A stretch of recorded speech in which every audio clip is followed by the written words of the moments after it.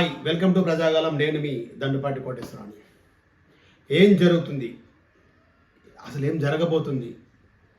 భయాందోళనలో పాకిస్తాన్లు, బోర్డర్లో మన భారత పౌరులు, మనందరం రెడీగా ఉన్నాం, సిద్ధంగా ఉన్నాం, దేనికైనా రెడీ అన్న విధంగా భారత పౌరులు, భరతమాత బిడ్డలు రెడీగా ఉన్నారు. అసలు 2 వారాల నుండి ఎందుకు ప్రతిఘటన చేయట్లేదు, ఎందుకు ప్రతిదాడి చేయట్లేదు అని చాలామంది ఆలోచిస్తున్నారు. ఎందుకని అంటే వాళ్ళకి తెలియదు యుద్ధం అంటే ఏంటి. చిన్న దేశమే కదా, మనం ఏం చేసినా నడుస్తుంది అనుకోవడం తప్పు. చిన్న దేశం పెద్ద దేశం కాదు. ఒక యుద్ధం జరిగితే ఇప్పుడు ఎకనామిక్లో మనం చాలా పవర్ఫుల్గా ఉన్నాము, త్వరలో నెంబర్ 1 అయ్యే పరిస్థితి ఉంది. అలాంటి పరిస్థితిలో ఇప్పుడు యుద్ధం జరిగితే దేశానికి ఎంత నష్టం జరుగుతుంది అని ఆలోచించాలి. యుద్ధం చేయడం గొప్ప కాదు, యుద్ధం ఆపడం గొప్ప, సంప్రదించేయడం గొప్ప అని చెప్పి 2 వారాల పాటు వేచి చూసిన ప్రధానమంత్రి మోడీ గారి ఆధ్వర్యంలో ఇప్పటికీ 4-5 సార్లు త్రివిధ దళాధిపతులతో మీటింగ్లు పెట్టి సమావేశాలు ఏర్పాటు చేసి అసలు మీకే వదిలేస్తున్నాం, ఏం చేయాలనుకుంటున్నారు, యుద్ధం చేద్దామా లేకపోతే ఏం చేద్దామా అని అనుకున్న టైంలో రాత్రి 1:44 16 కిలోమీటర్లు, 15 కిలోమీటర్లు, 18 కిలోమీటర్ రేంజ్లో ఉన్న ఉగ్రవాద స్థావరాలు 9ని ధ్వంసం చేసి 15 నిమిషాల్లోనే మళ్ళీ వాళ్ళ భూభాగంలోకి వెళ్ళి కనీసం 90 మంది వరకు చనిపోతే వాళ్ళు 8 మంది చనిపోయారు అన్నారు. ఒక ఉగ్రవాదికి సపోర్ట్ చేస్తూ ఈరోజు ఉన్న పాకిస్తాన్ అంటే మనకు వాళ్ళకి తేడా ఏంటంటే, మనం వాళ్ళ ఎవరైతే పాకిస్తానీలు ఉన్నారో వాళ్ళెవరికి చెడు చేద్దాము, వాళ్ళతో యుద్ధం చేద్దాము, వాళ్ళ పసుపు ముక్కలు చెరిపేద్దామని ఎవరికి లేదు. కానీ వాళ్ళు మాత్రం ఎప్పుడు ఒక్క పాక్ ఆక్రమిత కాశ్మీర్నే కాదు వాళ్ళు చూస్తుంది, భారతదేశానికి కూడా నష్టం చేసే యోజనలు ఉన్నారు తప్ప మనకు కొన్ని దశాబ్దాల నుంచి పాక్ ఆక్రమిత కోసం పీఓకే కొరకు మనం కొట్లాడుతున్నాం, అది మన భూభాగం అని. కానీ వాళ్ళు కాదు, మొత్తం కాశ్మీర్ మాది అని చెప్పి కొట్లాడుతున్నారు. అసలు విడిపోయేటప్పటికీ ఎక్కడ ఏముంది, శ్రీలంక ఏంటి, బంగ్లాదేశ్ ఏంటి, పాకిస్తాన్ ఏంటి, ఇవన్నీ విడిపోయినప్పుడు ఎలా ఉన్నాయి, ఆ పరిస్థితులు ఏంటి అందరికీ తెలిసింది. ఐక్యరాజ్య సమితి కూడా వీటికి సపోర్ట్ చేయకపోయిన యుద్ధం మాట్లాడుకున్నారు. కానీ మనకి ఈరోజు చాలా దేశాలు మనకు సపోర్ట్ చేస్తున్నాయని చెప్పి యుద్ధానికి వెళ్ళడం కాదు, యుద్ధంతో పాటు ఎన్ని నష్టాలు జరుగుతాయని కూడా చూడాలి. ముందు ఎకనామిక్గా పాకిస్తాన్ని ఈ 2 వారాలు దెబ్బతీసింది భారతదేశం.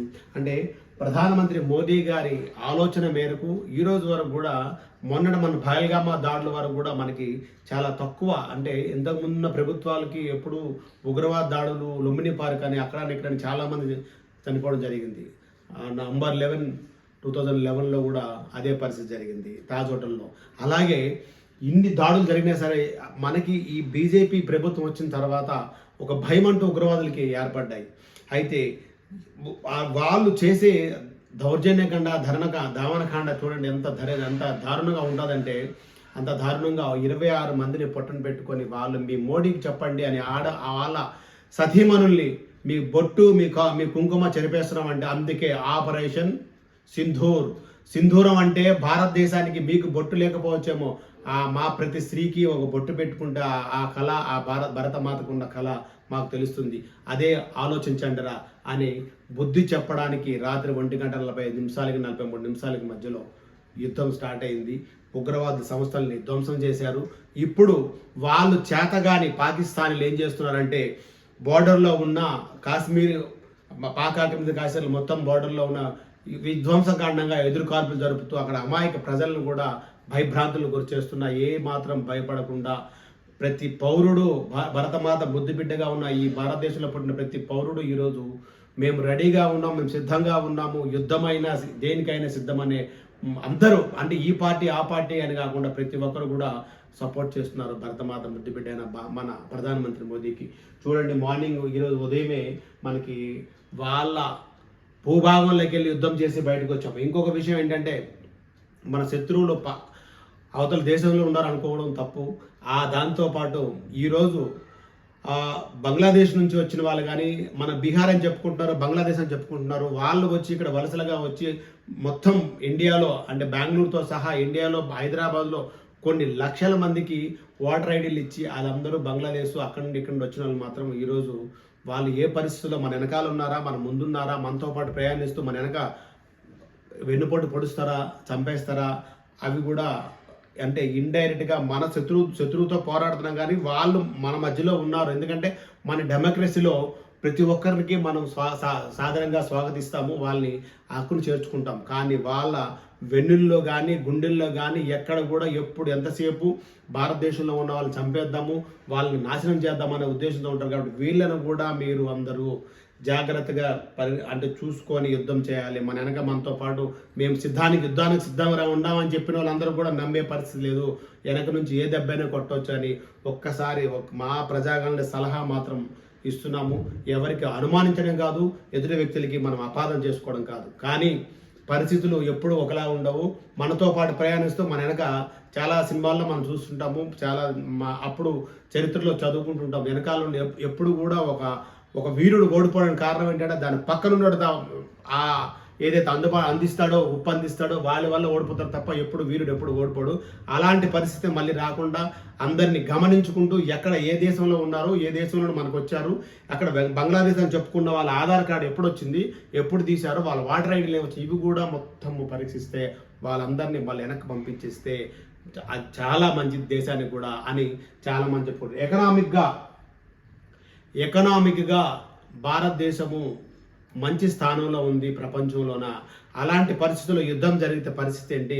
వాళ్ళు ఇప్పుడు ఉక్రెయిన్కి రష్యాకి యుద్ధం జరిగినప్పుడు ఆలోచించండి. ఉక్రెయిన్కి రష్యాకి యుద్ధం జరిగినప్పుడు ఉక్రెయిన్ చాలా చిన్న దేశం కదా, ఏం చేస్తుందిలే అనుకుంటే ఈరోజు 3 సంవత్సరాలు అవుతుంది, యుద్ధం కొనసాగుతుంది. ఈరోజు ఉదయాన్నే భీకరమైన దాడులు చేసింది ఉక్రెయిన్ రష్యా మీద. అదే పరిస్థితి. అందుకే పాకిస్తాన్ చిన్న దేశం అని అనుకోవడం కాకుండా వాళ్ళు ఎదురు దెబ్బ తీయరు, వెనక నుండి దెబ్బతీస్తారు. ఆ దెబ్బలు కూడా మనం ఎలా తట్టుకోవాలి, యుద్ధం ఎలా చేయాలని ఆలోచించే ఈరోజు మోదీ గారు అన్ని నిర్ణయాలు తీసుకుంటున్నారు. త్రివిధ దళాధిపతులతో మాట్లాడుతుంటూ వాళ్ళకి స్వేచ్ఛనిచ్చి మీరేం చేయాలో చేయండి, నేను పూర్తిగా సపోర్ట్ చేస్తాను, మీ మీదుగా వదిలేశానన్నారు.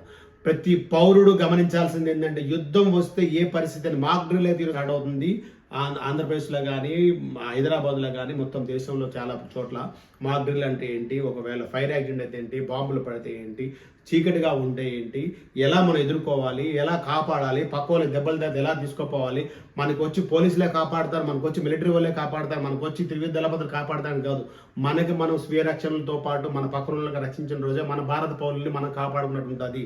దయచేసి ప్రతి ఒక్కరు ఈ మాక్ డ్రిల్ని కూడా మనం వెళ్ళడానికి వీలు లేకపోతే టీవీలో చూడండి, మాక్ డ్రిల్ ఎలా చేస్తున్నారో ఆలోచించండి. పక్క వాళ్ళకి మనం ఎలా మన మనుషులతో పాటు మన కుటుంబ సభ్యులతో పాటు మన చుట్టూ ఉన్న వాళ్ళతో కూడా మనం కాపాడుకునే ప్రతి పౌరుడికి హక్కు ఉంది, ఆ బాధ్యత ఉంది. కాబట్టి దయచేసి ప్రతి ఒక్కరు వీటి మీద పూర్తిగా అంటే చూస్తూ ఎలా పరిగణలో తీసుకోవాలి, ఎలా ముందుకెళ్ళాలని ఆలోచిస్తే బాగుంటుందని మనసా కోరుకుంటున్నాం. అలాగే జయహో ఆపరేషన్ సింధూర్ సక్సెస్ అయ్యింది. అలా సక్సెస్ అయిందని చెప్పి ఈరోజు మనం పటాకీలు పేలుస్తున్నాము, మంచిదే. కానీ వాళ్ళ ఏ దెబ్బ కొడతారో, వాళ్ళు ఎలా ముందుకు వస్తారో తెలియదు. కానీ అన్ని విధాలు ఎదుర్కోవడానికి భారత సైన్యం రెడీగా సిద్ధంగా ఉంది. ప్రతి పౌరుడు సిద్ధంగా ఉండడాన్ని చెప్తున్నాము. ఇది మనం మోడీ గారికి అందించే చేయూత. మేమందరం మీతో పాటు ఉన్నాము, మేము అన్నిటికీ సిద్ధంగా ఉన్నామని ప్రతి పౌరుడు అంటున్నారు. ఏహో ఆపరేషన్ సింధూర్, భారత్ మాతాకి జై, జై శ్రీరామ్. నేను మీ దండపాటి కోటేశ్వర, అందరికీ నమస్కారం.